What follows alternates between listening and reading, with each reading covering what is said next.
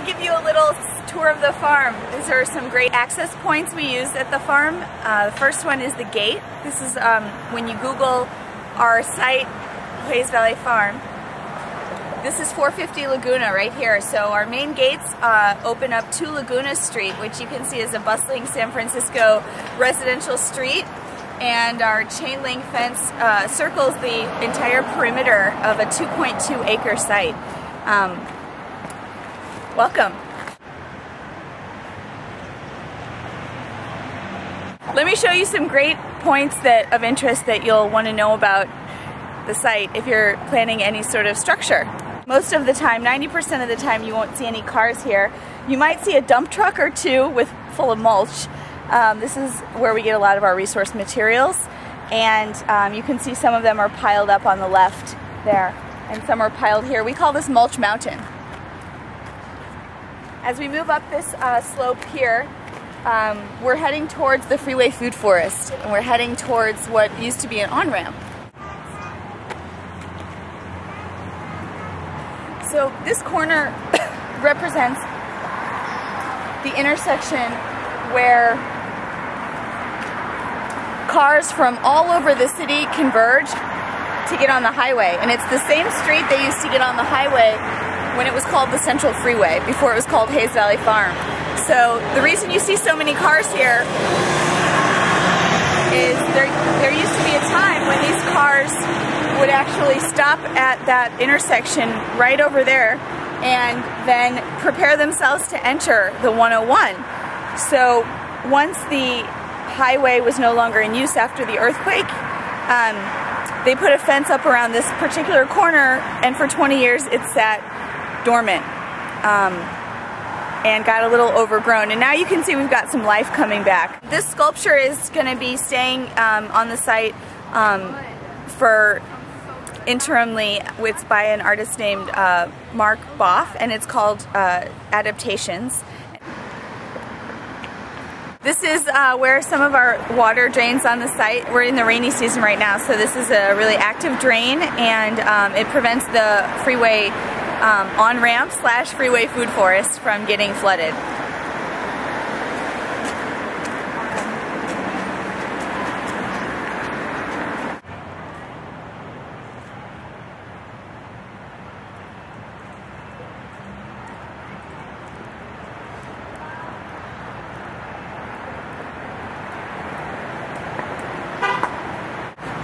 I want to show slope in some way that makes sense, and this is a little concrete cylinder to show that this grade is not exactly flat.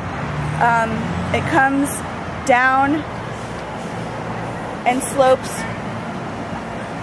westward on the site with a grade that is slightly banked towards the south side of our site, and it's just a slight grade, but it can make a big difference in the building. So I want you to see it and know that it's there. I don't know quite what to say about this embankment. Like, I don't know the architectural term, but I know that's like the embankment right there. This concrete wall, this retaining wall right here, is not going anywhere, and the asphalt is also like left over from the freeway, so it's the exact same asphalt. We're not going to have to jackhammer any of it out. So this is our freeway food forest, and we've configured these bare rootstock fruit trees to adorn the site, and also they represent a teaching opportunity for us because we show grafting, and in January and February it's the ideal time for grafting. So we will be moving these trees around quite a bit the next 2 months. We've sold several to local families and local churches and local schools.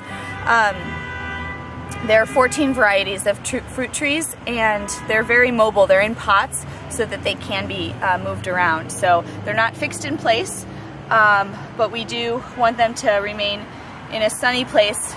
Luckily, this slope, this on-ramp, is really sunny. In the afternoons it gets a tremendous amount of sun, and while the other 2.2 acres of the site generally is in the shade, this site is the afternoon sunniest place to be on Hayes Valley Farm. So this is the proposed site we've been talking about for the hoop house, classroom, schoolhouse, and I wanted to give you a little bit of a background on when we planted this up. It was ivy, like this English ivy right here, until January 24th when we opened the gates of 2010. And in the last 10 months, we've built up these veggie beds. We call them berms and swales. The actual contours are formed by sheet mulching thick layers of cardboard into the ground, followed by mulch and manure and other organic matter, so that we can actually build soil on top of that ivy rather than pull it out. As you can see, the proposed site that you're working on for a greenhouse or schoolhouse is in much closer proximity to this side of the site where we have these veggies and herbs and fruit growing. One of my favorite fruits is the Cape gooseberry. The Cape gooseberry is a member of the Solanum family. Just like a tomatillo, it has this amazing encased shell or husk, and inside right now it's just a tiny one, but there is a tiny berry in there that gets bright yellow once it's ripe, and it tastes somewhere between a cherry and a tomato and a pickle. It's really tart and really delicious. So I hope the Cape gooseberries are ready when you're in town to eat. So we're walking down this steep slope to the base of our east border of the site. This faces a parking lot which belongs to a local school, but we do actually have a gate which connects this lower parking lot, which is what we call it, the lower parking lot, to our site. If you look at a map, a Google map, this alley crosses right through the middle of our site, and it's called Hickory Lane. And it represents pretty much the middle, the north half and the south half of our site. So if cars and access were to come through here to make resource drops, they would have really easy access to the main ravine or thoroughfare artery of the site. I'm imagining that we could also use that open gate to have foot traffic when we have events and when we have classes and when we have public speaking panels and rallies.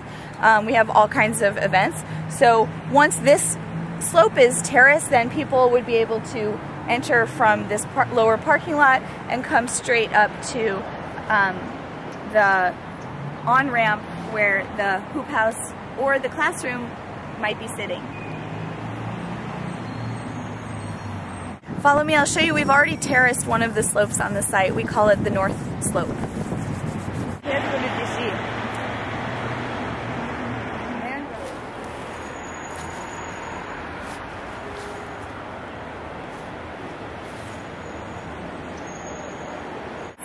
This is the same lower parking lot we were looking at from the south slope, and what we've done is to cut some logs, and they were harvested here from the site, and insert them into the berms and the veggie beds so that we would have some stepping stones and a way to get easier access for planting and for harvesting the vegetables and herbs.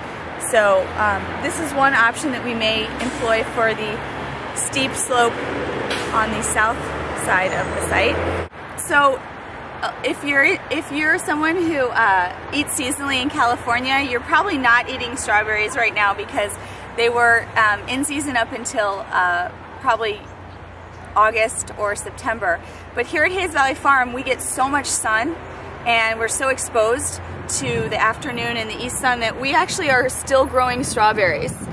And we're really excited that the kids on site and sometimes the volunteers get to snack on these, as well as getting distributed to people in the community that are hungry and need fresh, local, organic produce. Thanks for being here at Hayes Valley Farm, and I hope you enjoyed our tour of structure and access points. Have a great day.